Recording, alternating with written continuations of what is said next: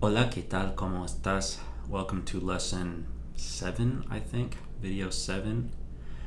And it's time to look at the map of Spanish. So this is a one-page document that kind of walks you through the big picture points of the language. So I'm going to zoom in here and section by section walk you through. This is in your PDF, and it can help a lot with your grammar and conversation. So first part is our tense aspect matrix, okay?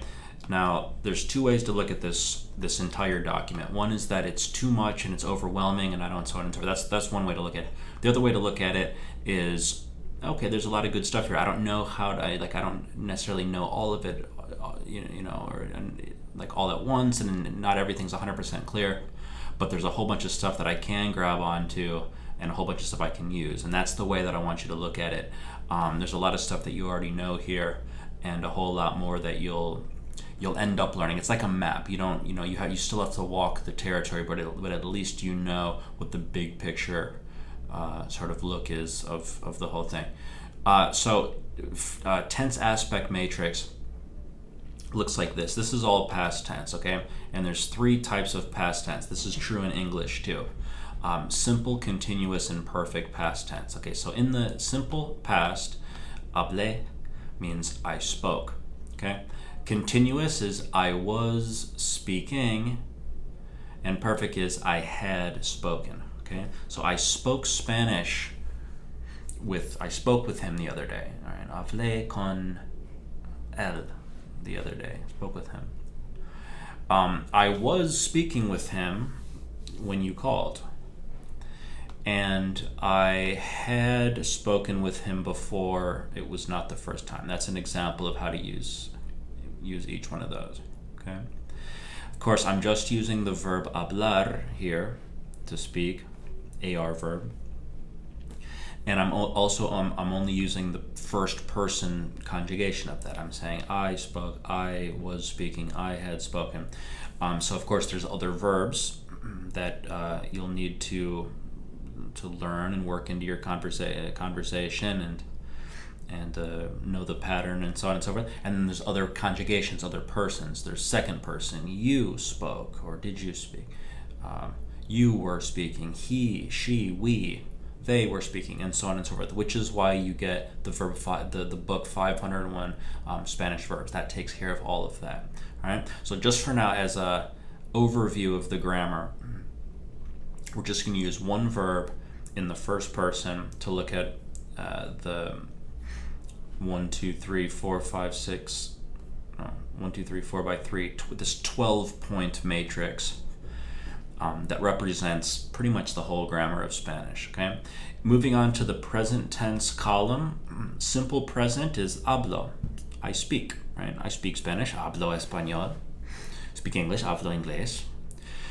As you'll remember from previous lessons, estoy hablando means I'm speaking. He hablado means I have spoken. So I speak Spanish, I'm speaking English right now, and I have spoken with him before. I've spoken with him before. It's not the first time. All right. Let's move to the future column. Voy a hablar, I'm going to speak. Next one down. Voy a estar hablando, I'm going to be. Estar is be. Voy a estar hablando. Then the next one down, perfect future. Not as highly used, but okay. I will have spoken. Okay, so this time tomorrow, I will have spoken Spanish now for 8 days or something. No, so habré hablado. And that's that. If you're looking at this and thinking, how does that mean that, or why does that mean that?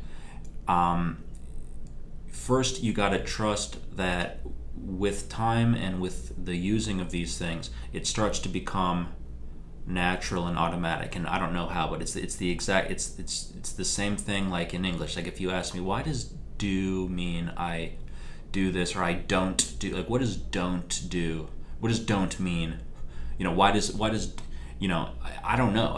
We just know that don't is what you put in front of a verb to say that you don't do that, right? So I don't speak this, or I don't do that, right?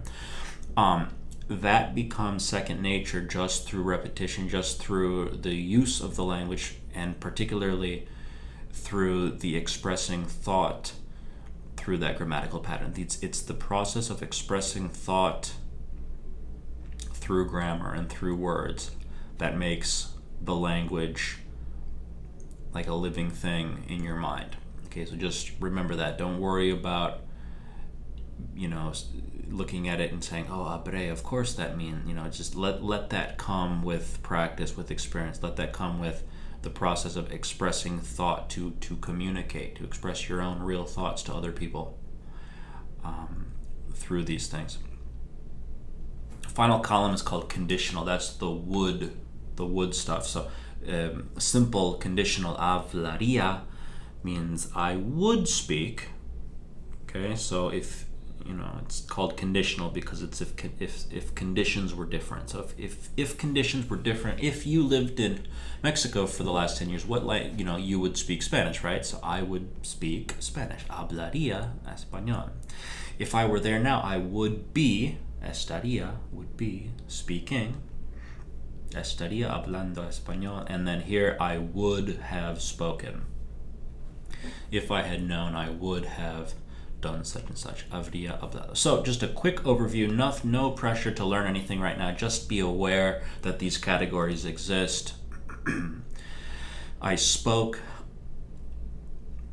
I was speaking. I had spoken. I speak. I am speaking. I have spoken. I will speak. I will be speaking. I will have spoken. I would speak. I would be speaking. I would have spoken. That's basically the complete grammar of the language. From there, it's just adding in new verbs and changing it for you or for he, and all of that, 100% of all of that is contained in the book 501 Spanish Verbs. So it's definitely time to get that. Next piece on your map is your core verbs: be, have, go, do, like, want, need, have to, be able to, and try to. And again, I've just put these in first person. 501 Spanish Verbs can help you conjugate it through in past, present, future, and conditional. Okay, so the verb be, I was, estaba. Estoy, I am. Voy a estar, I'm going to be. And estaría, I would be. So what you could do is practice, work toward mastering the verb be by pausing right now, grabbing your notebook, and writing a few sentences that apply with estaba, estoy, right? For example, tell me where you are, right? If you're at home, you would say en casa. E-N-C-A-S-A, en casa. So if you're at home right now, say estoy en casa. If you're not at home right now, say no estoy en casa. If you were at home earlier, say estaba en casa. And if you're going to be home later, say voy a estar en casa. If you didn't have to be at work right now, I would be at home. Estaría en casa. Tell me something you had. Tenía. What's the first kind of car you had? Tenía, Toyota something. Tenía. Tell me some things you have. Tengo. Talk about family members. Talk about items. Talk about things that you're going to have or things that you would have if you had $100 billion. I would have this and that, right? Tendría this, tendría that. Tell me someplace you went. Fui a. I went to Mexico. Fui a Mexico. Tell me someplace that you go regularly, someplace you're going to go, and where you would go if you could. Tell me something you did. Maybe I did homework, or I did yoga, or hice. Something you do, something I'm going to do, something you would do. Like, me gusta. Something you would like. Something you wanted, or needed, or had to do, or was able to, or was not able to. No podía. Something you tried to do, something you're going to try to do, something you would try, could do, would have, would, so on and so forth, right? Hopefully you see how that goes. 5-for-1 Spanish verbs helps even more. But see what you can do on these core verbs. Important point on core verbs. You can usually find a way to say something that you want to say using a core verb. Okay. For example, I was in a class recently and I asked someone, so what's a typical day like? And she says, I have to attend, or no, she says, I attend meetings often. Right? And she says, how do you say, como se dice, I attend meetings? And my challenge to her was, can you find a core verb way to say that? Right?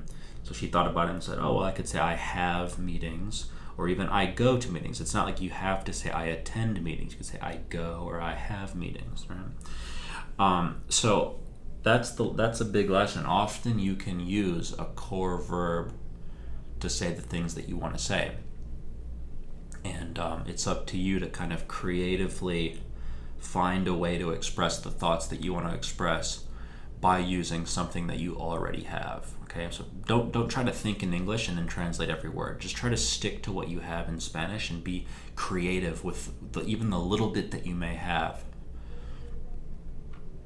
Be creative in finding a way to express the thoughts you want to express. Okay. Down here on the adverb timeline, we touched that before, and here it begins to be expanded. So you have past, present, and future. I'm going to move frequency over.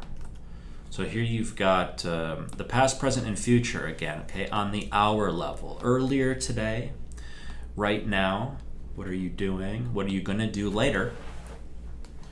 What did you do yesterday? What are you doing today? And what are you going to do tomorrow? Okay. Last night, tonight, tomorrow night. Anoche, esta noche, mañana en la noche, which means tomorrow in the night. Last week, this week, next week. La semana pasada, esta semana, la semana que viene. Let's cut off. There it is. El fin de semana pasada is the end of the last week, which is last weekend, this weekend, next weekend, last month, this month, next month, last year, this year, next year, last time, this time, and next time. So many possibilities of things that you could possibly say. Just mix and matching verb and adverb. You could go forever. Just mixing and match verb and adverb. Just explore. Here's your question words. Question words work well with a verb in the second person. How are you? ¿Cómo estás? Where are you? ¿Dónde estás? What are you doing? ¿Qué estás haciendo? When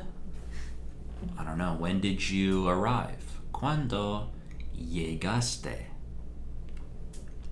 When do you want to go? ¿Cuándo quieres ir? Who is it? ¿Quién es? ¿Quién es? ¿Quién es? Knocks at the door. ¿Quién es? And why? ¿Por qué? Simply why. ¿Por qué? ¿Por qué? How much is it? ¿Cuánto? All right, you can pair those with verbs all day long. Conjunctions, pero. I try to study every day, but sometimes I can't because I don't have time. Trato de estudiar todos los días, pero a veces no puedo porque no tengo tiempo. And, or, y, o, porque, entonces, because, or so, then, so, entonces. All right. Let's pop back to frequency real quick. Siempre, I always do that. So I always study Spanish. Siempre estudio español. Sometimes I study Spanish. A veces estudio español. And then never I study Spanish is nunca estudio español. Go forever there. Everyone is todos. Everywhere. Toda parte. Everything is todo. Someone, somebody is alguien. Somewhere, alguna parte, something, algo. Nobody, no one is nadie. Nowhere, ninguna parte. And nothing at all, nada. Okay, so that matrix teaches you those indefinite pronoun matrix. Everyone, everywhere, everything. Someone, somewhere, something. No one, nowhere, nothing. And finally, just to bite off a little bit more than we've even started to chew yet, you've got your list of pronouns here. Pronouns are like this, okay? Subject pronoun just means who's doing the verb. So I speak Spanish, yo hablo español. Very important thing to mention here, you don't actually need to use these subject pronouns with verbs. You can just say the verb itself. So to say I speak Spanish, all you have to say is hablo español. You don't have to say yo hablo español. But nevertheless, I've put these here. So yo, tú, él, ella, which means he or she. Nosotros means we. Ustedes means you all, y'all, plural, you guys. Ellos, ellas is they, all males or males and females. Ellas is they for females. Possessive pronouns, my house is your house, mi casa es tu casa. Their house or his or her house is su casa, nuestro or nuestra casa, our house, and then y'all's house and their house is su casa. Preposition object, for me, para mí, for you, para ti, for him, para él, for her, para ella, for us, para nosotros, for yo, para ustedes, for them, para ellos, para ellas, okay? And then direct object and indirect object pronouns, that's who the verb is being acted upon, who is receiving the action of the verb. Classic example, amo means I love. Te amo means I love you, which a lot of people know. So te amo means I love you. These work more or less the same. There's obviously some differences between direct and indirect object pronouns, but generally both are someone that's receiving the action of the verb. So I love you, te amo. I love him or her, lo or la amo, so on and so forth. And that's that. That's your map of Spanish. I'm going to make that the whole lesson for now. That's going to be one whole video. Take a look over this map and squeeze as much juice out of it as possible. Grab your notebook, see how much you can do creatively. The big lesson here is how creative can you be now? You know so many words, not that many words, but a fair amount of words and a lot of possibilities, and virtually infinite possibilities. How creative can you be now in terms of expressing your thoughts and saying the things that you want to say to the people you want to say them to, using the Spanish that you already have. Stop looking ahead for now. Stop looking around. Stop trying to expand for now or think about everything you may not yet know. What can you do using the Spanish that you already have? Impress yourself with what you can do, with your creativity, your resolve, your scrappiness, by writing, practicing writing, texting and chatting, and speaking with people. See you in the next lesson. Hasta luego.